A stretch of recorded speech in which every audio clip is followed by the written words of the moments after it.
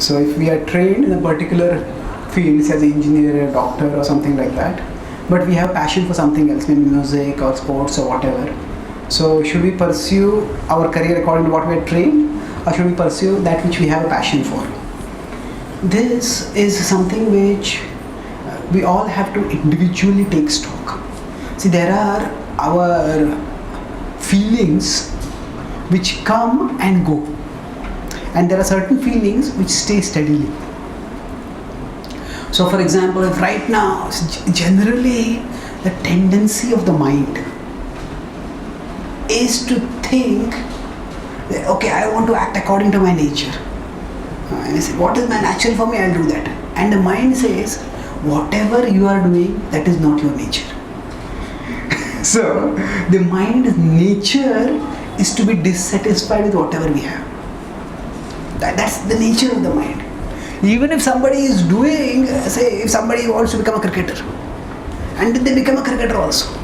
It's not that just because they become a cricketer they are satisfied. They say, I want to be opening batsman, but they have made me a middle order batsman. Actually the nature of the mind is wherever we are, it will keep us dissatisfied.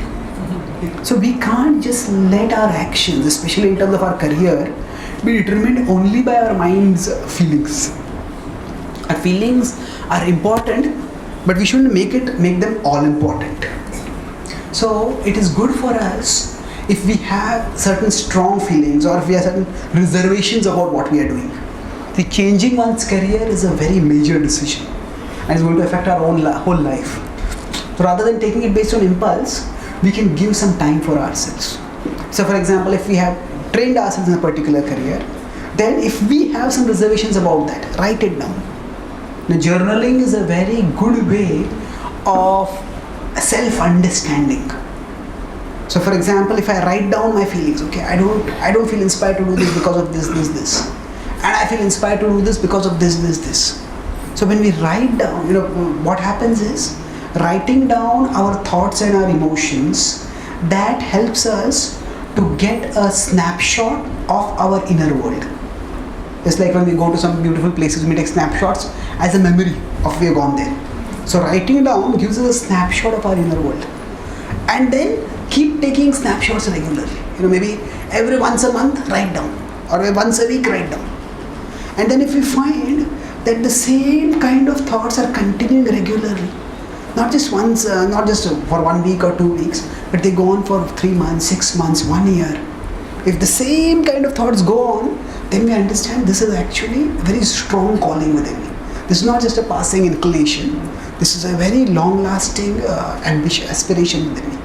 And then we may decide to pursue that. So by taking a snapshot of our mind through journaling, and the important thing is, don't just chew on it constantly. How should I do this? Should I do that? Should I do this? Should I do that? When we are just too caught up in indecision, that creates insecurity. That creates unproductivity. So if we are in a particular situation, act wholeheartedly in that situation. If you're trained in a particular way, act wholeheartedly what you're doing right now.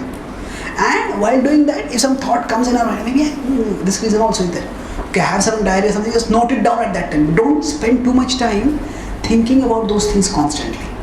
Have some time on a regular basis where we can contemplate that. Maybe once a week, you put down time and write down a journal for half an hour or 15 minutes or whatever.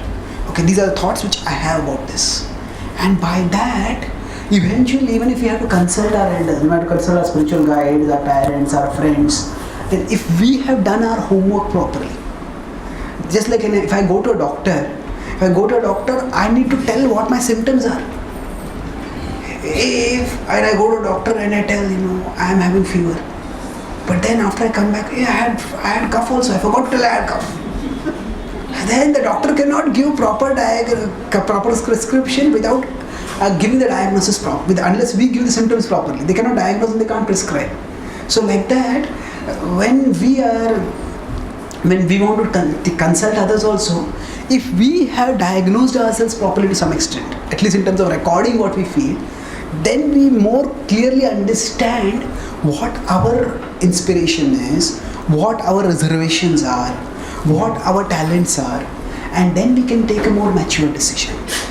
So we shouldn't think of our nature only in terms of that which for which we have a passion. Because what we consider as our passion, that might also be largely determined by circumstances. So because in a particular culture, this particular activity is glamorized, so I think that I have a passion for that.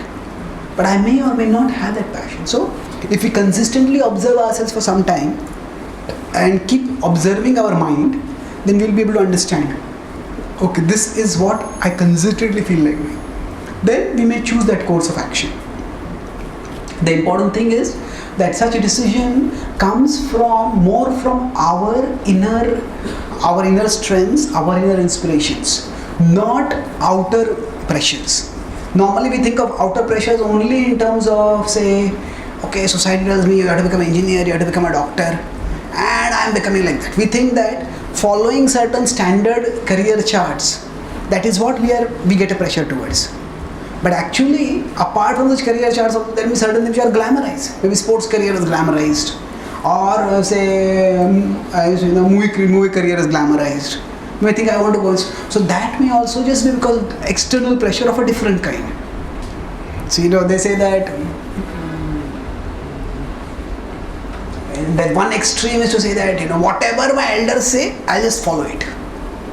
And when that is always emphasized too much, when the hippies, they had a culture, if my elders say it, it must be wrong. So rather than saying that my elders always have to be right or my elders always have to be wrong, we have to recognize that rather than making it absolute, we understand ourselves better, we understand our elders better, we can have proper discussion, and then we can arrive at a mature decision. There's no need for life-changing decisions to be taken hastily. They have to be taken patiently with a due deliberation. And if we observe ourselves over a consistent period of time, then we'll be able to understand ourselves better, and then we'll be able to get others' guidance also in a more effective way. And then we'll be able to take the decision. Does that answer your question? Thank you.